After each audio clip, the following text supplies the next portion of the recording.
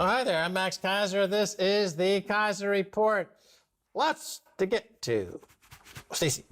Well, Jack Dorsey was in the news the past week because last week he was giving congressional testimony from some sort of kitchen, it looks like. And behind him, you see a block clock. Just like, of course, Keiser Report is always ahead of everything. We have our own block clock, but as it's not plugged in, it doesn't have anything but hello on it. His had 1952. So I think this is a good way to look at the problem with this drive in America to shut down alternative media or alternative voices. Of course, Jack was testifying before Congress, and they were badgering him, most of the Democrats, to basically deplatform more people and to silence more people.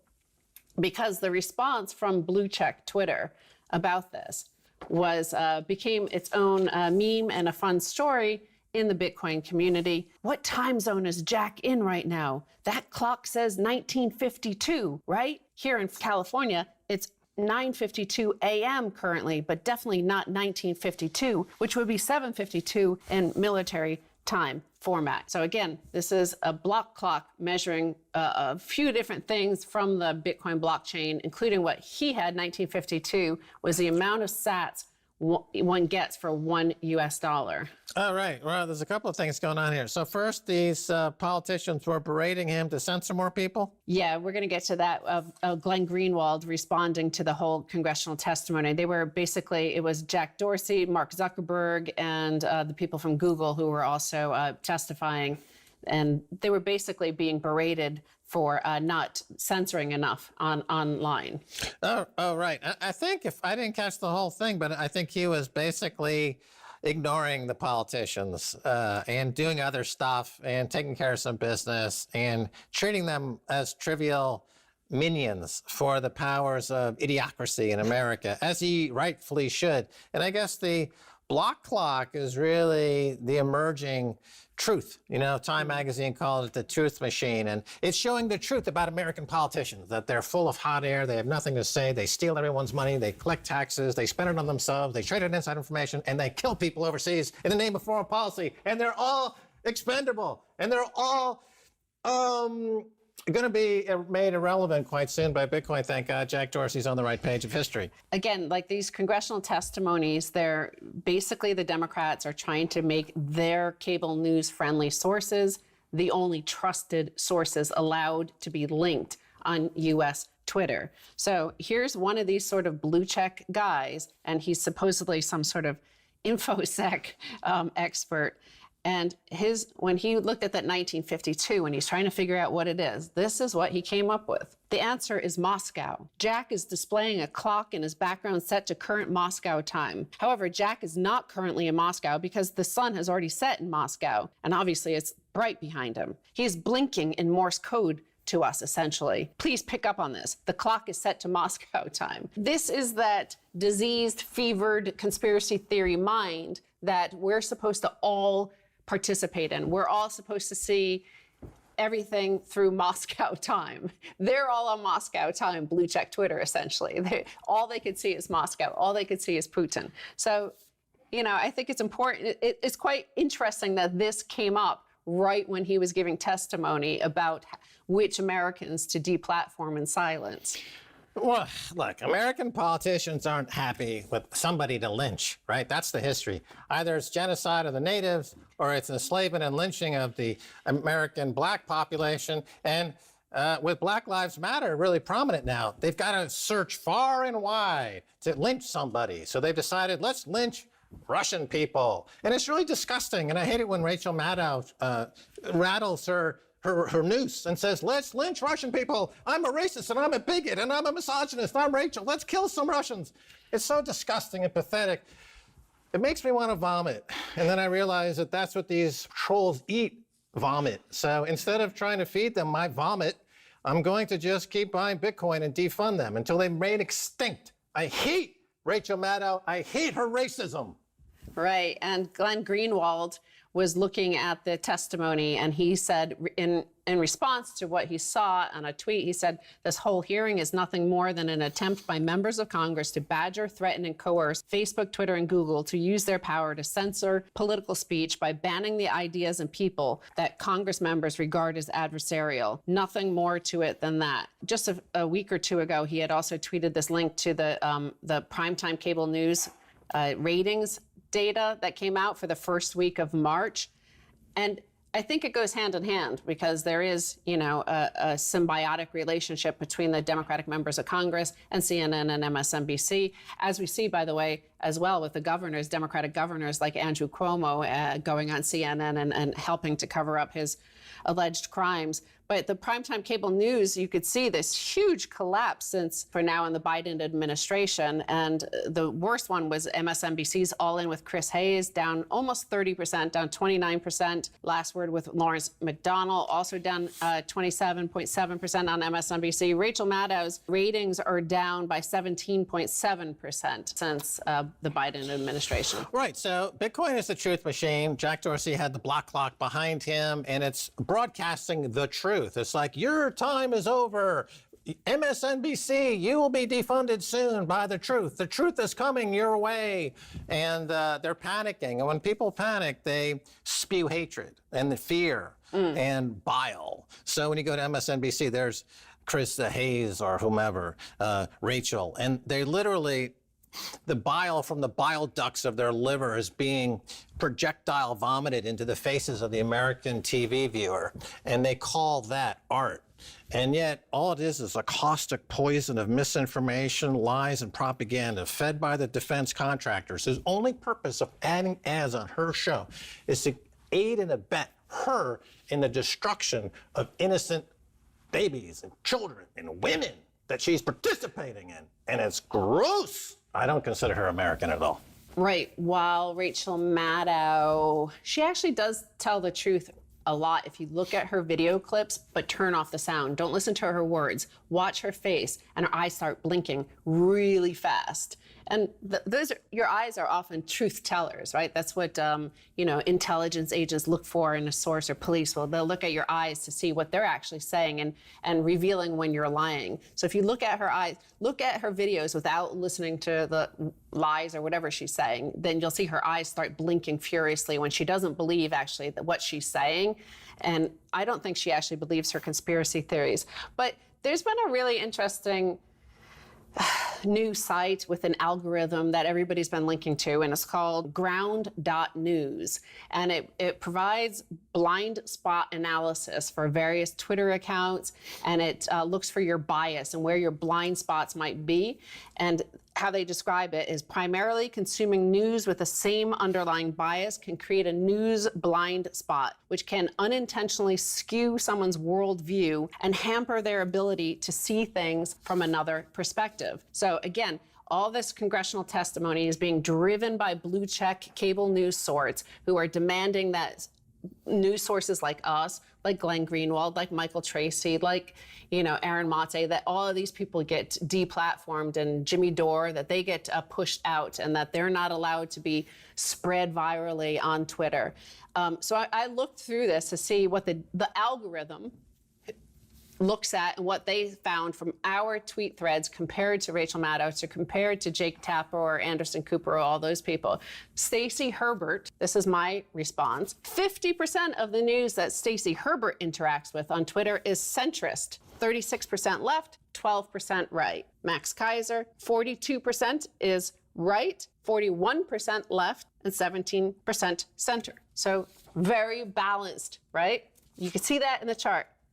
Rachel Maddow, 75% left, 17% and up centrist and right. Jake Tapper, 87% left. Anderson Cooper was 96% left. So perhaps as this viewpoint analysis looks at, what they say is that skews your viewpoint. The way from your viewpoint, if you're looking at the world from your own viewpoint. Maybe you're the one that's skewed. Maybe she's the one that's, extremist, Anderson Cooper, or not he's a he, but Anderson Cooper, Rachel Maddow, and these sorts. Maybe the data, the algorithm says they're the ones that are extremists in their views. Right. If you're in the commentary business, and all cable news is in the commentary business primarily and not the news, the key to doing commentary is to give a balanced commentary. And you might have a guest on and challenge some of the elements of a balanced commentary, but your job as a central commentary on broadcast television is to have enough of an understanding of all points of view to make the viewer more informed. If you are 90% right wing, or 90% left wing, like Anderson Cooper, there's a name for that. It's called propaganda. And that's exactly what he's spewing over there at CNN. It's not news, it's not information, it's rank propaganda. And it's a problem because in America, you're stifling debate and you're stifling interaction with all points of view. And the result will be the rise of ideologue to take care of the problems that the politicians aren't doing and the media won't report. So this is the sad, sad thing, is that America defeated this type of thing in World War II and went on to become the worst elements of the worst political movements of World War II. That is now America. America is the adult child of the alcoholic. America has assumed all of the worst character traits of all the personalities and folks that we went to war with in the 1940s. We've become the bad guy. Yeah, so these are the very voices that are demanding other voices get deplatformed. So just be careful what you wish for, because these are the ones that are the ones skewed. And by the way, they will also call the likes of Tucker Carlson a fascist. So they openly call him a fascist, and yet the algorithm suggests he's way more balanced than they are. He's 60% right, 30% left, 10% center. And remarkably, Ann Coulter is equal. She's more left. She slightly skews left in terms of the news that she shares, partly because she's always dissing it. But the fact is, like, at least she's sharing that news. She's sharing that news and saying, look, like, this is horrible news, but she's sharing it where they're not. And like you said, it's shutting down dialogue, and dialogue is important to, basically fixing our economy in this collapsed state. Well, fascinating stuff. We're going to take a break, and when we come back, much more coming your way.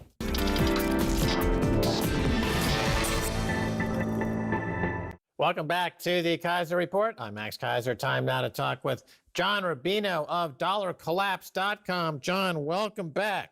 Hey, Max. Good to be back. I wanted to talk to you about something. I just saw some numbers here. Let me get these out of the way. Listen to this. Over the past year, prices of lumber up 115%, soybeans up 59%, corn up 45%, cotton up 30%, coffee up 25%, wheat up 16%, U.S. home prices up 10%. U.S. Consumer Price Index reported up 1.4%. Yeah, isn't it nice how they're controlling inflation? You know, I'm really impressed with the management skills of our monetary authorities. But obviously, John, there's a big problem here. Why would the government lie about that 1.4% when it's clearly and demonstrably and provably false? Why do they lie? Two answers, probably. One is that it's just so normal for them to lie that you'd be surprised when they do tell the truth. And the other is that the way they calculate inflation is designed to hide a lot of it. For instance, in the Consumer Price Index, which is their measure of inflation, what they tell us about when they're talking about inflation, they don't include stocks, bonds, and many kinds of real estate. So when those things go through the roof because the Fed is creating too many new dollars and dumping it into the system, that doesn't count as inflation, even though those things are inarguably part of the cost of living. If you're an investor, when stocks go up, that raises the cost of investing, which is part of your life, so that if those things were included, that alone would add a couple of percentage points to the inflation rate. They also don't include, to the extent that people are actually spending money on these things, housing and education. So the reason I'm asking this is because it goes into my other question here. The Treasury just printed another 1.9 trillion. The Biden administration plans another 4 trillion soon. And the reason they say that they're doing this is because there's no inflation and they need to stimulate the economy. So are they lying about inflation so that they can give their friends a lot of this free money? Is it just a scam? This comes back to the perennial question that has really loomed large for maybe the last 30 years, which is, are these guys morons or are they evil geniuses pursuing a plan that ends with us as debt slaves? And I don't know which of those is scarier. And I think there's evidence for both possibilities. So either they just don't know, their models don't admit to the possibility of inflation right now, and that's what they're going with, or they're trying to squeeze as much as they can out of us before the system breaks down. Either way, regular people are screwed in this system. Right. In all this, gold is really acting lackluster. What's the problem with gold over there? Dollar collapse. You guys track the dollar, talking about gold for many years. Gold is, as was said by James Cramer recently, gold's disappointed him, and he's now switched over to Bitcoin. What's wrong with gold, John? Well, two things about gold. One is that sector rotations happen, and right now, people aren't rotating back into precious metals yet, but that time will come. There will be a time when they just both take off and they go parabolic with all the money that's sloshing around out there. It's a guarantee at some point in the future. The other thing is that they're actually doing their job just fine. Leaving aside all the bubbly stuff going on in the world, gold and silver are rising more than enough to compensate for the fall in the dollar's value.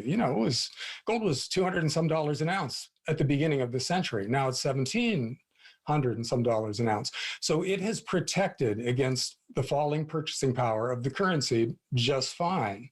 The reason it looks so disappointing is because we've got major bubbles going on everywhere. Now, I wouldn't necessarily call Bitcoin a bubble because it's a new thing. So you can't apply the same kinds of labels to it as you can to something that has traded for decades, and that you can tell when it's in bubble territory. But it looks, its chart looks bubbly. So Bitcoin, tech stocks, real estate, fine art, all of those things they've gone through the roof, and it kind of does make gold and silver look stodgy by comparison. But they're forms of money, and money's job is to hold its value over time, and they've done just fine. And there will come a time when people realize that precious metals are among the only cheap safe haven assets left, and they'll pour into it. And gold and silver will take off again. We'll see that parabolic rise. Gold will have a bunch of $100 days and top out at $5,000 to $10,000. Silver will have several $10 days on the way to $200, and that'll be that. We'll be where the gold bugs have been hoping to be for a long time, and then we'll cash out and buy something else. But right now, gold and silver mining stocks are where you want to go if you want big capital gains. And a lot of them have done just fine. Again, not Bitcoin level fine, but good enough that I'm basically happy with my portfolio of precious metal stocks. Although, actually that leads me to a question for you guys. Why are we doing this remotely? Why aren't you flying people out to your yacht now to interview them with all your Bitcoin millions? It seems like that would be a simpler way to do it. What's amazing is that under lockdown, I've become a homebody. And I do my keto baking, and I don't think I'll ever leave the house anytime soon. The idea of going to an airport or interacting with other people doesn't appeal to me anymore. I just like to hang out here with Stacy and do our show. And I guess I'm just a simple man with simple tastes. But you make a good point about gold in that it does the job it's supposed to do. It's made new highs within the last 12 months or so in every major currency in the world. And going back even to 1800, gold has outpaced inflation by 1 or 2% if you look at the big time horizon. And that's what people buy gold for. They just want to preserve purchasing power. That's a simple task, and gold's been doing it. But as you point out, compared to Bitcoin, people begin to lose perspective on what gold's actually doing. So another question relating to all of this would be the commodity sector as a sector. Are commodities beginning a super cycle? Are we headed into a secular bull market in commodities? And would that also infer that we're entering into a bear market, secular bear market in bonds, as some have suggested? Or am I correct to even put those two together? Yeah, you pretty much are. Commodities relative to the big stock indexes are about as cheap as they've ever been. So it's not a surprise to see them head back up. Plus, we're just creating so much new currency in every major society all around the world and just dumping it out there. So it has to go somewhere.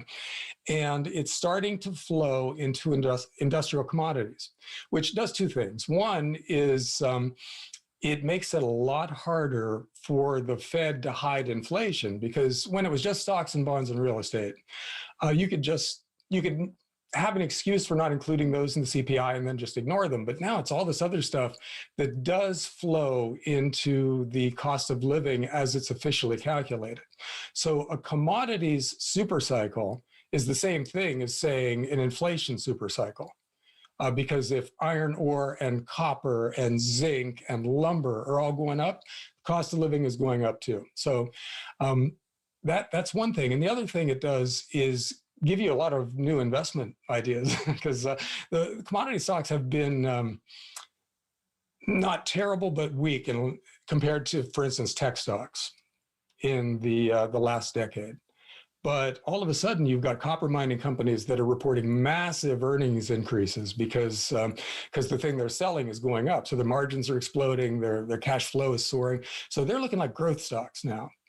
And they're going to steal some of the thunder from tech stocks, which are insanely overvalued right now. And of course, government bonds, which, if you have a commodity supercycle that causes inflation to rise, that's going to cause interest rates to rise, which is the same thing as saying bond prices fall. So yeah, the bond supercycle that began in 1980 and has continued until basically this year is probably over.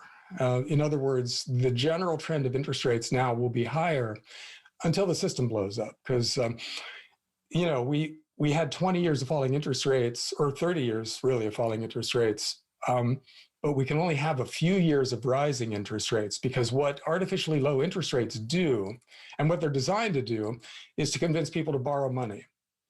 And, that's what we've done for this, past decade or more. We borrowed money, we've spent it. That's kept the economy from collapsing, generated some growth, but it also created a whole generation of people who can't tolerate higher interest rates. If you've got an adjustable rate mortgage, or you've got a prime +1 business loan, or you're a government that has a lot of short-term debt that has to be rolled over, higher interest rates raise your costs, and very much higher interest rates raise your costs to debilitating levels. You can bankrupt governments with a 4 or 5% 10-year yield on their bonds. Let me jump in. You said something very important there. It could be in a bond bull market for 40 years, and it could be completely blown apart in just 2 or 3 years. And a part of that has to do with the fact, and let me know what you think about this. There's a tendency in a bond bull market to contract on duration. So you have more and more in the short end. And that would mean that even 1 basis point uptick, it impacts a huge swathe of all that paper.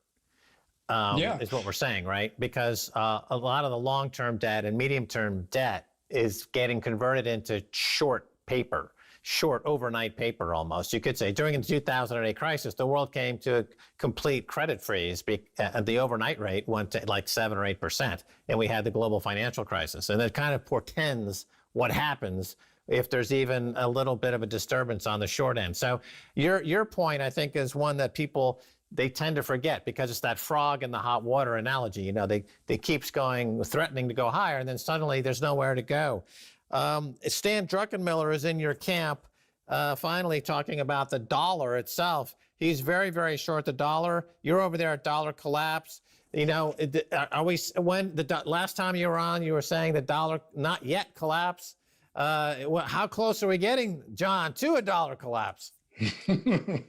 Well, my track record for short-term forecasting is about as bad as it can be, which is probably 100% wrong. So if I say this year, next year, or the year after, take it with a grain of salt. But we're creating the conditions which historically have led to trouble with currencies. In other words, we're borrowing way too much money, we're creating way too much currency, and there's no real place for it to go other than things that cause inflation, which is bad for the currency, yada, yada. You know, you get currency crises in this kind of an environment. So it wouldn't be a surprise to see the value of most of the major currencies, not just the dollar, but the euro and the yen and pound sterling and several others start to trend down and continue to trend down. And the question then becomes, when does it become disorderly? In other words, when do people start to panic because they start extrapolating the last year's, a few percentage point declines into the indefinite future and get really big numbers at that point? Oh, that sounds exciting. I like that as a cliffhanger. We're going to carry this over to a second segment and tell us about the collapse. Oh, so exciting. John Rubino, thanks for being on this part of the Keiser Report. Thanks for having me. All right, and that's going to do it for this edition of Keiser Report with me, Max Keiser, and Stacey Herbert. I want to thank our guest, John Rubino of dollarcollapse.com. Until next time, bye, y'all.